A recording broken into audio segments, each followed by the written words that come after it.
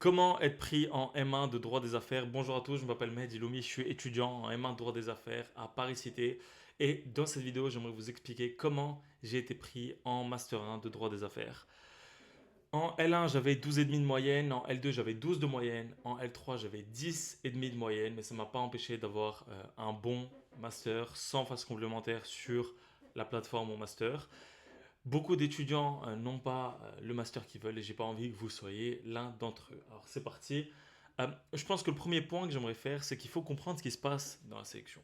Et donc, beaucoup d'étudiants se plaignent de ce qui se passe, surtout en L3. En L3 de S2, vous allez beaucoup entendre ça, de gens qui se plaignent de ce qui se passe, etc., que c'est pas normal qu'il y ait une sélection comme ça, avec mon master, etc. Je pense pas que ce soit la bonne façon de voir la chose. Je pense qu'il faut être juste réaliste, que les directeurs de master doivent prendre une décision au regard de qui ils vont mettre dans leur master. La plupart du temps, ils ont 20, 30 places. Et donc, le critère qu'ils vont choisir, bah, c'est le critère académique, quoi.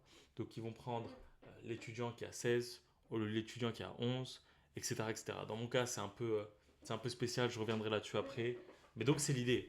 Et oui, il y a une grosse part d'aléatoire, ça c'est un point que j'aimerais aussi mentionner, il y a une grosse part d'aléatoire. J'ai été pris sans liste d'attente, mais j'ai des camarades à moi qui avaient 16 de moyenne dans des facs de province, moi j'étais à Paris 1, et qui ont été pris avec liste d'attente de plusieurs semaines. Donc il y a un peu d'aléatoire parce que les dossiers sont traités d'une façon un peu spéciale, j'ai pas les détails, mais concrètement c'est ce qu'il faut comprendre et je pense que avoir déjà une vue de comment se passe la sélection, bah, c'est être un peu plus réaliste dans ses choix de master et dans sa stratégie de façon plus générale. Le deuxième conseil que j'aimerais vous donner, c'est aussi d'utiliser LinkedIn. Je pense que c'est utile. Je pense que j'ai beaucoup gagné dans mes lettres de motivation, à DM des gens sur LinkedIn qui étaient dans le master que je voulais, à leur poser des questions, à leur demander des conseils. Hey, comment t'as fait pour avoir X? Hey, c'est quoi ton avis là-dessus? Est-ce que tu peux relire ma lettre de motivation? Comment se passe la sélection? Comment ils réfléchissent eux? Comment ça se passe aussi dans le master? Donc je pense que tout ça, c'est des informations très pertinentes qu'on n'a pas forcément quand on est en licence, qu'on n'a pas non plus sur mon master ni en ligne et qui aident. Moi, je sais que ça m'avait aidé, je vous donne un exemple, mais en master de droit des affaires, mais en réalité ça s'applique pour tous les masters, hein. En master de droit des affaires, on recommande de mettre un test d'anglais, une certification d'anglais dans le dossier Mon Master parce que c'est bien, c'est très valorisé. Donc si vous pouvez faire ça, c'est top et j'en profite aussi pour vous le recommander. Le troisième conseil que j'aimerais vous donner, et je pense que c'est le point le plus important et c'est ce qui a fait que j'ai été pris, c'est d'être original. Alors c'est un peu compliqué comme conseil, soyez originaux, mais concrètement, bah, les directeurs de master ont des centaines de dossiers à traiter, quoi. Et à l'heure actuelle, sur mon master, vous êtes, si vous faites aucun effort pour rendre vos dossiers un peu intéressants, bah vous êtes juste un numéro étudiant, un élément, un tiré parmi des milliers de dossiers. Et ce qu'il faut comprendre, c'est que le directeur de master va vraiment passer très rapidement, va regarder en diagonale, va lire en diagonale tous les dossiers, vous vous en doutez bien, au vu du nombre de candidatures qu'ils vont avoir.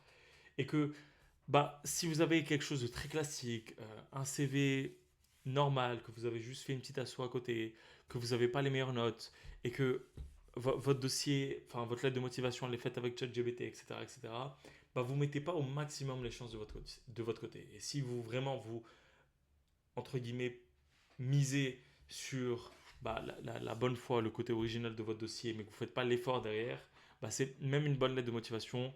Si elle est faite juste avec ChatGPT et s'il n'y a pas un truc vraiment très impressionnant dedans et tape à l'œil, bah, ça va pas forcément être lu, quoi. Et je pense que c'est un peu vague quand je parle comme ça, mais j'aimerais vous donner deux exemples, voilà, un peu concrets, euh, qui ont aidé mes candidatures. Alors, je sais pas si c'est le seul critère qui a marché, mais je pense que ça a aidé ma candidature. Quand j'ai emménagé dans mon appartement actuel, j'ai pris l'habitude de toujours, à chaque fois que je montais dans l'ascenseur, et je continue à le faire, de demander aux gens ce qu'ils font dans leur vie. Pourquoi? Enfin, j'ai commencé ça quand j'étais en licence, quand j'étais en L2, L1. Et la raison, c'est simple, c'est que si un jour je tombe sur quelqu'un qui est avocat, bah, je me suis toujours dit que ça allait m'aider à potentiellement gratter un stage ou un truc comme ça, qui tente rien à rien. Et donc voilà, j'ai toujours fait ça. Et ça n'a jamais marché, sauf une fois. Quand j'étais en L3, deuxième semestre de L3, et qu'il y avait mon master, j'ai posé cette question à quelqu'un, et il s'avère que cette personne était le directeur du master de droit des affaires de l'UPEC. Et que j'ai ajouté sur LinkedIn par la suite après l'échange. Et voilà, donc quelques semaines se sont passées, j'ai fait ma candidature, j'avais pas forcément envie d'aller à l'UPEC en droit des affaires, mais j'étais là au vu de mon dossier, c'est réaliste, c'est faisable, et au pire des cas, c'est c'est une option qui est présente et qui peut être intéressante à exploiter. Une semaine avant la fin de mon master, je toque à sa porte, donc c'est mon voisin du quatrième étage, je toque à sa porte avec un CV et une boîte de gâteaux. J'insiste pour qu'il la prenne, il refuse de prendre la boîte de gâteaux, il me dit je prends le CV, mais ça je peux pas le prendre. J'insiste, il refuse, il ferme la porte, je pose la boîte de gâteaux au bas de sa porte et je retourne dans mon appartement. Quelques semaines passent, je reçois un mail du directeur de master qui me dit Mehdi, c'est inadmissible, vous pouvez pas faire des trucs comme ça, c'est pas juste, c'est pas correct, c'est pas déontologique. Euh, Sachez que ça va pas du tout être pris en compte dans dans l'évaluation de votre dossier et que j'ai pas aimé votre démarche. 2 mois plus tard, les résultats de mon master sortent et j'ai été pris en master de droit des affaires à l'UPEC. Alors, d'emblée, je ne sais pas si c'est l'élément déterminant de ma candidature, mais euh, je pense et je crois fondamentalement que, euh, vu la quantité de dossiers que les directeurs de master et que ce directeur de master avait à traiter, bah, au lieu, je suis passé de un numéro de master, un numéro d'étudiant, à, je pense, l'étudiant un peu assistant, mon voisin un peu assistant, l'étudiant un peu assistant du sixième étage.